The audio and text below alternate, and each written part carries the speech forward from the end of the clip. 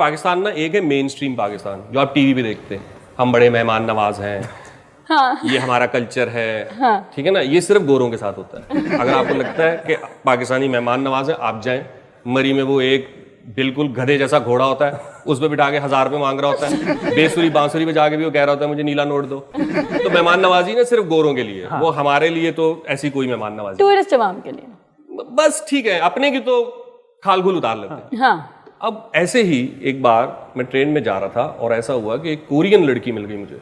आखिर में कुछ वक्त मिला तो मैंने कहा इसके साथ कुछ गुफ्तगू कर लेते। तो मैंने उसको पाकिस्तान के बारे में बहुत कुछ बताया कि पाकिस्तान की हज़ारों साल की हिस्ट्री है, गंधारा की, सिंध ऐसा है, पंजाब ऐसा है, बलूचिस्तान ऐसा है, खैबर ऐसा है।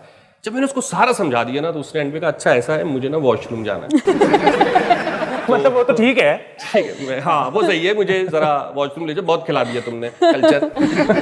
तो मैंने कहा ट्रेन में तो मुश्किल है, हाँ। क्योंकि ट्रेन में निशाना लेना पड़ता है, ट्रेन चल रही होती है और उसका वॉशरूम इज वेरी डिफिकल्ट, वो ट्रिकी है, हाँ। तो मैंने कहा आगे कोई बड़ा स्टेशन आएगा तो बड़े अच्छे से मैं आपको जो है ना वो करवा दूंगा, ठीक है। फिर आ गया रोहड़ी का स्टेशन जो पाकिस्तान का सबसे बड़ा जंक्शन है, बहुत ट्रेनें रुकती हैं, लाइट ही नहीं थी वॉशरूम में। मैंने उसको अपने मोबाइल की टॉर्च ऑन करके दी, मैंने कहा जाओ आप कर लो, मैं बाहर खड़ा हूँ। वो ऐसे गई है और वापस आगे कहती हो गया। ऐसे कैसे हो गया?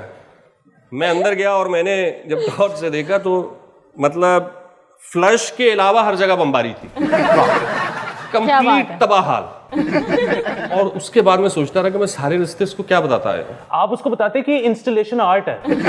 आजकल इंस्टॉलेशन आर्ट के नाम पे कुछ भी बिक जाता है। जी जी, और ये मुश्तरका तौर पे चारों सूबों के लोगों ने किया हुआ है, जो वैसे ही बड़े हमारे क्लेम्स हैं सिविलाइजेशन के, पर पानी बहाना is not in our tradition, वो थोड़ा सा मुश्किल है। बहरहाल फिरा बहुत हूं मैंने बहुत ट्रेन में ट्रैवल किया है, ट्रेन के तकरीबन हर डब्बे में ट्रैवल किया है। अच्छा। तो जिसने जिंदगी में ट्रेन में एक दफा सफर भी किया हो ना, उसने भी मुझे ये कहा है कि उसको ट्रेन में लड़की मिली और सीन हो गया। मुझे नहीं कभी ऐसा इत्तेफाक होता था। एक बार ऐसा हुआ कि ट्रेन में दो बहुत हसीन लड़कियां आ गई, आप ही के करीब करीब ऐसा। आपकी बात से मुझे याद आ गया कि चल छैया छैया छैया, ऐसा ही समझ। ट्रेन रात का वक्त और अपर क्लास के डब्बे, ट्रेन में भी आपको पता है क्लास है ना, इकोनॉमी, लोअर, फिर एसी। तो एसी के डब्बे में मुझे एक बार ऐसा हुआ, मैं था और मेरे साथ मेरा एक दोस्त जा रहा था और हम इकट्ठे ही सफर किया करते थे, कि हमें दो लड़कियां मिल गई जो कुर्सी पे सफर करते हुए बिल्कुल हमारे करीब बैठी हुई जा रही थी। हमें लगा जिंदगी में ये रात तो अब ऐसी आ ही गई है कि आज हमें फाइनली वो दिन देखने को मिलेगा कि हमें कोई लड़की मिली सफर में, ट्रेन में, और हमने उसे अट्रैक्ट भी किया। हाँ, यकीन कि आएगी ये रात कभी, बस इस रात का इंतजार था। थोड़ी देर बाद पूरी ट्रेन का रश उस डब्बे में आ गया। जाहिर है। अब हम बैठे और हमें बात करने का मौका नहीं मिल रहा, लोग आ रहे हैं, जा रहे हैं, ताड़ी जा रहे हैं, देखी जा रहे हैं। जिनके पास सोने वाली सीट होती है ट्रेन में, अगर आपके पास सोने वाली सीट है तो आप बड़े पुरसुकून हैं। सबसे अच्छी बात है कि आपके पास सोने स्लीपर, जी जी जी स्लीपर, वो छोड़ के बाहर आके कह रहे हैं यार ये कुर्सी मिलेगी, हम अंदर अनकंफर्टेबल हैं। हम उससे कह रहे हैं यार ये बात लॉजिक के ही अगेंस्ट है कि लेटने वाली सीट जो है वो बैठने वाली सीट के मुकाबले में कैसे अनकंफर्टेबल हो सकती है भैया? उस पर तो बैठ भी सकता है, लेट भी सकता है, इस पर सिर्फ बैठ सकता है। नहीं भाई, लोग बज़िद हम लोगों को इधर उधर कर रहे हैं। रात आगे जा रही है। ऐसे में क्या हुआ कि एक मेरा दोस्त जो मेरे साथ सफर कर रहा था, जैसा हमने बताया ना, वो टैलेंटेड आदमी, लंबे लंबे बाल, मेटालिका की शर्ट पहनी हुई, गिटार निकाल के बैठ गया। हमने कहा चलो इसी का साथ दे देते हैं, इसके पीछे लग के कुछ। अब उसने गाने गाने शुरू किए, अभी कभी वो मेटालिका को गा रहा है तो कभी किसी को, कभी 70s के किशोर के गाने। कंपटीशन शुरू हो गया लॉन्डो में। अब उन्होंने देखा भाई एक लड़का आ गया, गिटार बजा रहा है, लड़कियां सुन रही हैं, एक ने पीछे मोबाइल पे गाने लगा लिए। ये तो बदतमीजी है। अब यहाँ चल रहा है टर्न द पेज, वहां चल रहा है मौजा ही मौजा, और गंदे स्पीकर साउंड में। ये तो चलो जो हुआ सो हुआ, मार्केट किल कर रहा है, मार्केट किल कर रहा है। अब वो इतनी हसीन लड़कियां थी, हमारी भी कोई ख्वाहिश थी। हमने कहा नहीं हारेंगे नहीं, तू भले मोबाइल में गाने बजाई जा, हम गिटार पे गाई जाएंगे। हम गाने गा रहे हैं, वो मोबाइल पे लगा रहे हैं। तीसरे के मोबाइल में गाने नहीं थे, उसने टोने बजानी शुरू कर दी। अब ट्रेन के डब्बे में एक तरफ लाइव मौसीकी, फिर उसके साथ गंदा रिकॉर्डेड वर्जन, और फिर उसके साथ टोने, मतलब बदतमीजी के साथ बदतहजीबी भी। अब दरमियान में दो लड़कियां। अब ये कोई मतलब अगर मुकाबला ही करना है तो थोड़ा बराबरी के साथ हो। एक तो धड़की उतना बदतमीज। जी जी, वो जो टोने बजाने वाला बंदा था ना, वो शक्ल से मैं थोड़ा लीचर लगा। हमने कहा इसको ना अवॉइड करना है। ठीक है। अब वो यहाँ आगे ना लड़कियों के बिल्कुल पास खड़ा होकर मुझे कहता है पाकिस्तान की ट्रेनों का कोई हाल नहीं। मैं कहा हाँ बस ठीक है। नहीं, मैं जब स्पेन में था ना तो ऊपर से आया ना, वहाँ F-16 जो ट्रेन्स हैं, हमने कहा अच्छा अब तो स्पेन की कहानी शुरू हो गई, अब इसको कैसे मिस कराएं। खैर हमने उसको ज़्यादा डिस्कशन में नहीं लगाया, हमने उसको अवॉइड किया। वो भी पीछे जाके बैठ गया। कुछ देर के लिए ट्रेन में खामोशी हो गई, म्यूजिक भी बंद हो गया।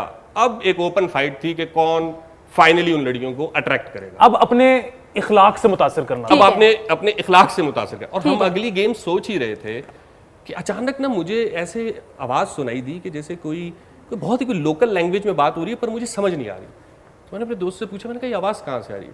कहता है वो उसको स्पेन से फ़ोन आ गया। अब ट्रेन में सिग्नल नहीं आते, उर्दू में किसी को कोई बात नहीं समझ आती, वो लगा हुआ है उनो। उसके बाद हमने गिटार किया बंद। हमने कहा भाई ये मुकाबला हम हार गए, हम जा रहे हैं वॉकआउट करते। हमारा जो इस वक्त सबसे एक बड़ा मसला है जिससे कौम की रहनुमाई भी होगी, खासतौर पे नई नस्लों की, वो है ठरक। तो ठरक के बारे में आपके क्या ख्यालात हैं? ठरक पहली तो बात है कि मसला नहीं है मेरे हिसाब से। और आजकल बहुत सारे लोग ठरक के बारे में एक जुमला कह रहे होते हैं कि ठरक हमारा कौमी खेल है और हमारे पास बड़े बड़े खिलाड़ी हैं। तो इस बात से भी मैं एग्री नहीं करता, क्योंकि अगर ठरक खेल है तो क्या इसका कोई बोर्ड है?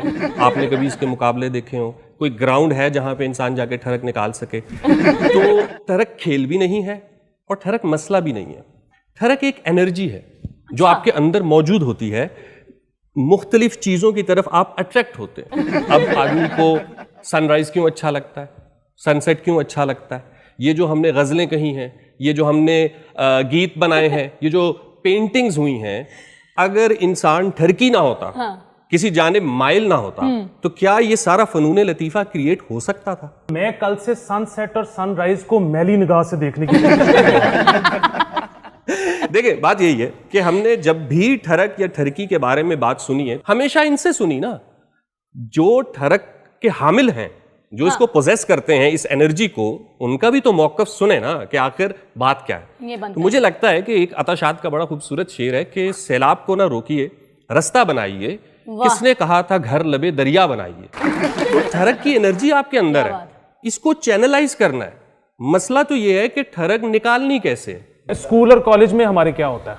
हमारे स्कूलों में आप देख लेना, जो लौंडा स्कूल है, मतलब मैं पढ़ा हूँ लौंडा स्कूल से, फिर आगे कॉलेज गया, वो भी लौंडा कॉलेज, फिर इतने नंबर आए कि दोबारा वही कॉलेज, वाह।